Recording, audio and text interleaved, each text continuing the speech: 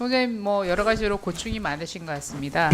그런데 아까 그 여러 가지 이번 문제로 인해서 서울교육대학교가 굉장히 피해를 많이 받고 있다 이런 얘기를 하셨고 한국늘봄교육연합회와 MOU를 맺은 것 때문에 굉장히 여러 가지로 고통받고 있다라고 말씀하셨죠. 그 예. MOU를 맺고 있는 기관은 몇 개나 됩니까? 저희 서울교대가요. 네네. 이제 전체 말씀이십니까? 네네. 지금 그 해마다 다른데요. 한 해에 한 20에서 30개 대략 그 정도 됩니다. 누적되면 굉장히 많겠네요. 예, 많습니다. 네.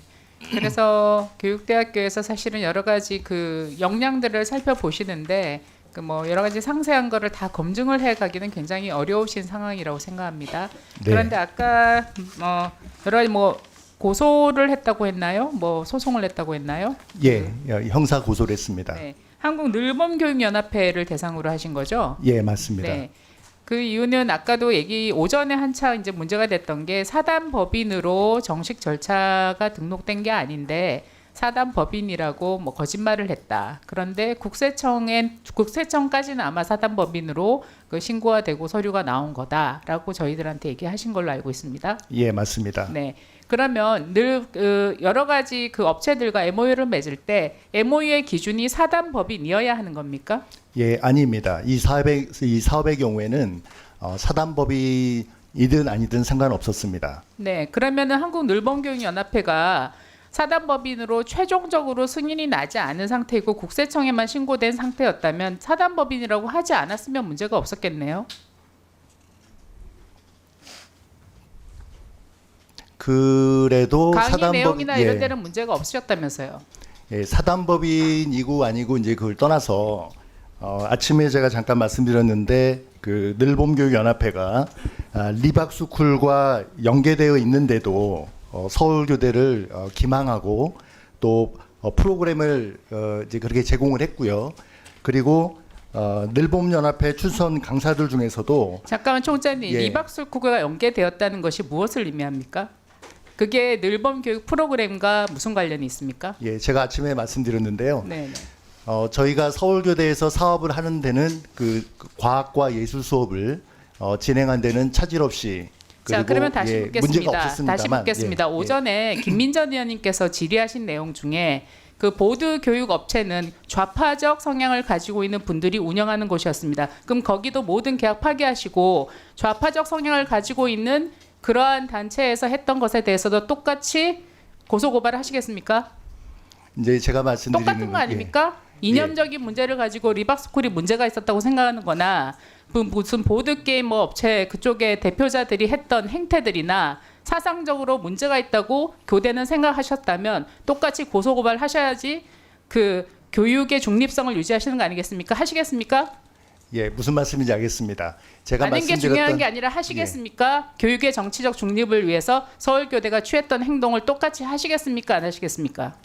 리박스쿨은 우리 사회에 끼치는 여러 가지 파장이 매우 컸고 서울교대와 교육계에 피해를 끼쳤다고 생각하기 거기까지는 때문에 저희가 그런 확인을 경우에 한 사항입니다. 해당합니다. 김민전 의원님께서 지정하셨던 그 업체에 오늘 공개가 됐었는데요. 분명히 거기도 사상적으로 또 국가 정체성에 문제가 있는 입장을 가지고 있는 곳에서 운영을 했고 MOU를 맺었다고 알고 있습니다. 하시겠습니까? 안 하시겠습니까? 예, 저는 그 사실을 오늘에서 알았는데요. 그 해당 업체가 우리 사회와 교육계에 지대한 어떤 부정적인 그런 나쁜 영향을 미쳤다면 하겠습니다. 알겠습니다. 네, 들어가셔도 좋습니다. 예, 감사합니다. 차관님께 묻겠습니다. 네. 저는 이 사태의 여러 가지 우리가 쟁점은 지난번에 현안 질의에서도 말씀드렸지만 차관님께 저 묻겠습니다. 네. 현안 질의에서도 문제가 됐지만 쟁점은 두 가지였습니다. 늘봄 교실에서 역사 편향적 교육이 일어났고 아이들에게 부정적인 영향을 미쳤느냐 미치지 않느냐. 교육부가 책임져야 될 부분은 이 부분이라고 생각합니다. 네. 그다음에 두 번째 리박스쿨이라고 뭐 속칭하는 곳에서 우리 사회에 선거에 영향을 미칠 만한 댓글 조작 사태가 있었느냐. 마치 드루킹이나 이런 것처럼 있었느냐 없었느냐입니다. 근데 그 부분은 교육위에서 저희가 소명하거나 질의할 문제는 사실 아닌 것 같습니다. 그러면 여러 차례 조사를 하신 걸로 알고 있는데요. 그쪽 강사들이 총 지금 몇 차례에 거쳐 조사하셨죠? 그 강사들이 처음에 11명이었는데 지금까지 2차 조사까지 하셨는데 총 몇 명입니까? 관련 조사들이? 2차 조사까지 해가지고 지금까지 확인된 바로는 159명으로 확인을 했습니다. 네. 그러면 그거는 어떤 기관에서 교육받은 강사들이죠? 네, 1차적으로는 저희가 1차, 2차로 나눠서 저희가 조사를 했는데요. 아니요. 토탈 해가지고 159명이 어떤 기관입니까? 네, 기관으로 보면 리박스쿨, 글로리 사회적 협동조합, 넓음교육연합회, 컨설팅 연구원, 프리덤 칼리지 장학회, 우남 네트워크, 그 모든 곳에서 기관들입니다. 강사 자격을 얻은 사람입니까? 네. 제가 알기로는 두 기관 아닙니까? 그러니까 1차적으로 저희가 조사를 진행하고 난 다음에 2차적으로 문제가 제기됐던 기관에 대해서도 추가 조사를 했을 때 요 기관에서 강사 교육을 받았거나 또는 자격증을 취득한 그런 그 강사들이 참여한 교육을 대상으로 저희가 전수 조사를 진행을 했습니다.